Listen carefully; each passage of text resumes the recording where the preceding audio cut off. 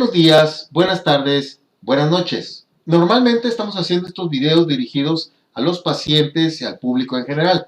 En esta ocasión, además del público en general, principalmente este video va dirigido para médicos, estudiantes de medicina y de enfermería y personal de salud que esté interesado en el tema de la enfermedad arterial periférica. La enfermedad arterial periférica, como ya hemos revisado, es un estrechamiento de las arterias que es causado por la arteriosclerosis, que es un padecimiento en el cual se produce o se acumula una placa de grasa que tenemos aquí, y esta placa de grasa y colesterol hace que haya una reducción o una interrupción del flujo, y esto hace que haya sufrimiento de los tejidos que nosotros vemos manifestados como dolor.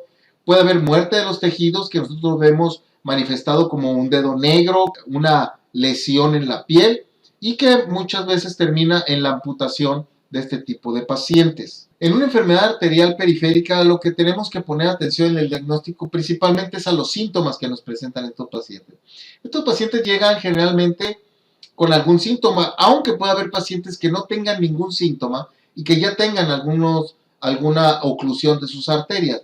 Sin embargo, la mayor parte de los pacientes viene con un dolor o entumecimiento o calambres que les dan en las piernas, y otro grupo de pacientes llega con la claudicación intermitente, que es un dolor que se presenta en las piernas después de caminar cierta distancia, y cuando el paciente se detiene, se quita ese dolor, vuelve a reanudar la marcha y al cabo de un momento vuelve a doler. Otra de las características que tienen estos pacientes es la mala cicatrización. Muchos de ellos llegan ya con lesiones en los pies, con llaguitas. Es clásico que tengan el pie frío y con un color azulado, color pálido de los pies. Hay poco crecimiento de uñas y de pelo, y en muchos pacientes que son diabéticos, una disfunción eréctil. Al hacer el examen físico, podemos tomar los pulsos del paciente. El pulso popliteo, el pulso tibial posterior, el pulso pedio. Después de hacer un examen físico de pulsos, lo que hacemos es tomarle la presión al paciente. Tomamos la presión del brazo y tomamos la presión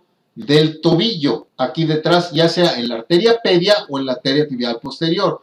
Y tomando estos dos pulsos, nosotros hacemos una operación que es lo que llamamos el índice brazo-tobillo. Lo interpretamos de la siguiente forma, en el que es normal si es mayor de 1 hasta 1.30.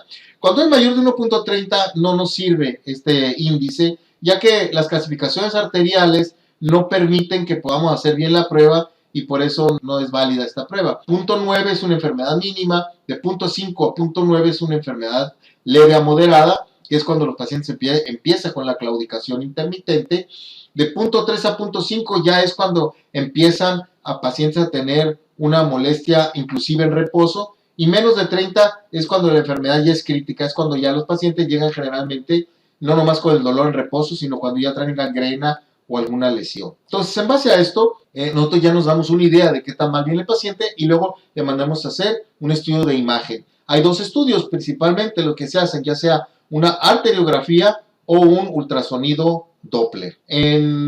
Aquí vemos nosotros el ejemplo de una arteriografía, y vemos cómo la arteriografía nos permite ver perfectamente bien la aorta y las ilíacas por dentro. Eso sería lo que normalmente veríamos. Y cuando hay alguna oclusión podemos observar, como en este caso, cómo se ve la oclusión aquí perfectamente bien. Y después hacemos un ultrasonido Doppler, o inclusive podemos hacer el puro ultrasonido Doppler sin la arteriografía. Si tiene usted a la mano un excelente ultrasonografista, podemos también hacer una determinación de dónde se encuentran las oclusiones con un ultrasonido Doppler, en el cual podemos ver perfectamente bien las arterias y las venas con un Doppler color, y como en este caso podemos ver aquí una oclusión, como se ve como una oclusión negra, y como vemos la turbulencia que causa esa oclusión.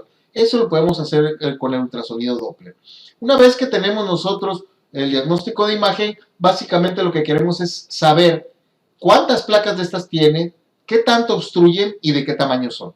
Eso es lo importante, eso es lo que buscamos. Muy bien, vamos a presentar entonces, en base con esta información previa, nuestro caso. Nuestro caso es una paciente de 76 años, tiene diabetes mellitus bien controlada y que inició con claudicación intermitente, pero que ya en este momento viene con episodios de dolor, no constantes, pero sí episodios de dolor en reposo. Encontramos que había disminución de los pulsos, el pulso pedio no se palpaba, y apenas se podía sentir el pulso tibial posterior, por lo cual hicimos el índice brazo-tobillo y salió con 0.39.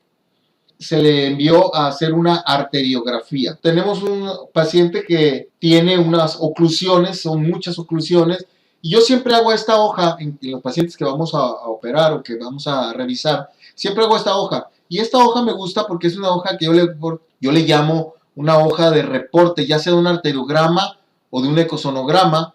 Tengo el lado izquierdo y el lado derecho, en este caso nada más estamos revisando el lado izquierdo. Aquí ponemos los datos del paciente y luego ponemos las notas. Y me sirve a mí como resumen porque en este caso pues tenemos una oclusión de la femoral común izquierda, del 30%. Tenemos un defecto de llenado del canal de los aductores del 90% de 15 milímetros. Aquí vemos una lesión, aquí vemos la otra. Tenemos la poplitea en el tercio medio con un 85% de oclusión de la poplitea. Aquí está la arteria poplitea ocluida. Tenemos el tronco tibioperoneo con 80%. Podemos ver aquí el tronco tibioperoneo, cómo está el 80% tapado. Tenemos una arteria tibial posterior tapada completamente al 100%. Aquí se ve, aquí se bloquea y ya no se puede ver hacia abajo. La tibial posterior a 23 milímetros de su origen, de esta bifurcación. A 23 milímetros está ocluida. Y a 20 milímetros en el otro lado, en la peronea, tenemos nosotros una oclusión del 50% y es de 15 milímetros. Entonces, como podemos ver, todas estas representaciones del arteriograma las ponemos nosotros en esta imagen y entonces nos permite a nosotros evaluar qué es lo que vamos a hacer. Este paciente sí tenía algo de circulación en la plantar interna en su trayecto hacia las metatarsianas. Con esto, lo que nosotros hacemos es decidir qué es lo que vamos a hacer con este paciente. Lo que queremos es lograr que llegue bien la circulación para acá, para la parte inferior del miembro pélvico. Entonces, lo que podemos hacer nosotros es hacer un puente que brinca todas estas oclusiones que tenemos y que llegue hasta un área en donde se pueda llegar esa circulación. Lo que decidimos nosotros es, entonces, de aquí arriba, donde no hay ninguna oclusión, hacer un puente que brincara todas estas oclusiones y no podíamos hacerlo aquí a la tibial posterior porque estaba tapado. Entonces tratamos de llegar a esta zona, a la parte final del tronco tibio peroneo, pasando esta oclusión. Ahí decidimos que nosotros podíamos hacer la conexión para que la sangre se fuera por la peronea y después por recanalización pudiera llegar a esta parte de la tibial posterior y al resto de la pierna. Entonces esa fue la decisión que nosotros tomamos y eso fue lo que hicimos, un bypass fémoro al tronco tibio peroneo. Y le voy a presentar ahora entonces el procedimiento que hicimos. Previa asepsia, antisepsia, colocación de campos estériles, pues hicimos primero un ultrasonido en el que nosotros marcamos dónde estaba la vena safena, que es la vena que vamos a utilizar nosotros como puente. Es la vena safena, la vamos a sacar, la vamos a obtener y luego lo que hacemos es voltearla, porque les recuerdo que la vena safena tiene válvulas, entonces la sangre solamente puede circular de abajo hacia arriba, pero si la volteamos la sangre puede viajar entonces de la parte cefálica hacia la parte distal. Entonces aquí estamos haciendo la disección de la vena safena, aquí estamos disecando la vena safena, ya la disecamos en toda su extensión, casi hasta el tobillo. Aquí está la abertura y aquí tenemos la vena safena. Aquí se puede ver la safena en toda su longitud y aquí está ya la safena lista para que nosotros la saquemos y la volteemos y hagamos la inversión. Aprovechando que ya teníamos abierto al paciente, por la misma incisión hicimos la disección de la tibial posterior y llegamos exactamente aquí a donde está el tronco tibioperoneo y acá está la tibial posterior, por acá está la peronea y entonces aquí decidimos hacer la anastomosis. Nos subimos nuevamente aquí a la ingle de la paciente, disecamos la arteria femoral y aquí podemos ver cómo se ve la arteria femoral pulsando y ya está lista para que hagamos la anastomosis proximal. Una vez hecho esto, pues disecamos bien la arteria, hicimos la disección, aquí podemos ver arteria y la vena invertida y estamos haciendo la conexión entre la vena y la arteria femoral. Aquí podemos ver cómo estamos colocando los puntos. En este momento ya habíamos hecho la anastomosis de la pared externa y ahora estamos haciendo la anastomosis de la pared interna de ese cuello de cobra. Aquí podemos ver ya la anastomosis, ya realizada esta anastomosis.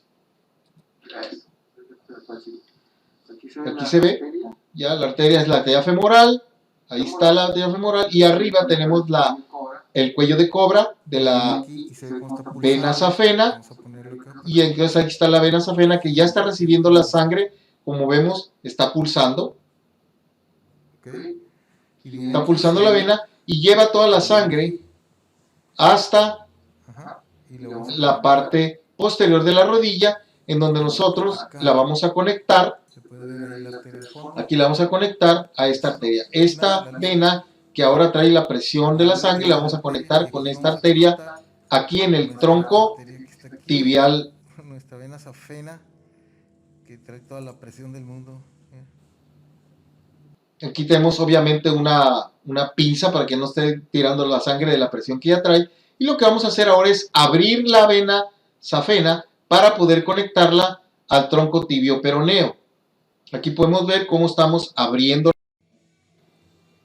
con la tijera y vamos a hacer el cuello de cobra. Y una vez que se hace el cuello de cobra, entonces hacemos nosotros la conexión. Algo interesante fue que caímos exactamente en la zona que queríamos, en el tronco tibial posterior, y pudimos sacar la placa ateromatosa, como podemos ver aquí en esta imagen. Estamos sacando, de ahí sacamos la placa ateromatosa, que es esta placa que está aquí, y entonces pudimos hacer perfectamente bien aquí la anastomosis con la vena que está aquí abajo.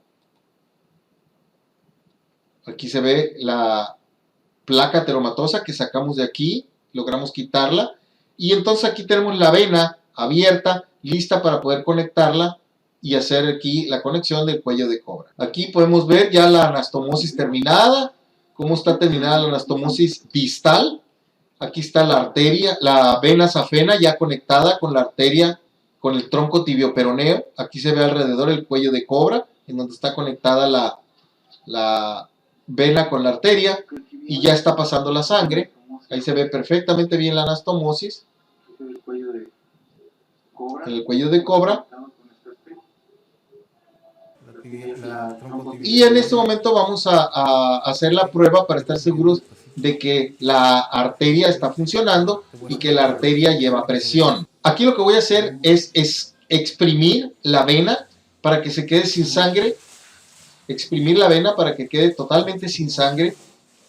Exactamente, entonces una vez que la exprimimos, aquí la tengo detenida. Voy a abrir la vena para que se llene de sangre. Y ahí se abre y se observa cómo se llena inmediatamente y se ve cómo está pulsando. Pues eso fue el procedimiento que hicimos a la paciente. Cerramos la herida con Vicryl en el tejido celular subcutáneo. Dejamos un drenaje capilar de Penrose que nos sirve a nosotros para, una vez que cerramos a nosotros a la paciente, a veces se produce suerito ahí y para que no se vaya a colectar o hacer un seroma, nosotros dejamos un drenaje por 24 o 48 horas. A las 72 horas retiramos el Penrose. La paciente evolucionó perfectamente bien. Inclusive en el momento de terminar la cirugía se corroboró con Doppler el flujo de la tibial posterior, el flujo de la pedia, que estaba perfectamente bien, y la paciente evolucionó sin mayor problema. Recuperó totalmente la funcionalidad de su pierna, desapareció el dolor de reposo y desapareció la claudicación intermitente. Pues con este caso, amigos, espero que les pueda ejemplificar uno de los procedimientos que podemos hacer en el caso de enfermedad arterial periférica con oclusiones múltiples. Espero les sirva. Compartan a quien le pueda interesar. Denle like, suscríbase al canal y nos vemos en la próxima edición. Muchas gracias.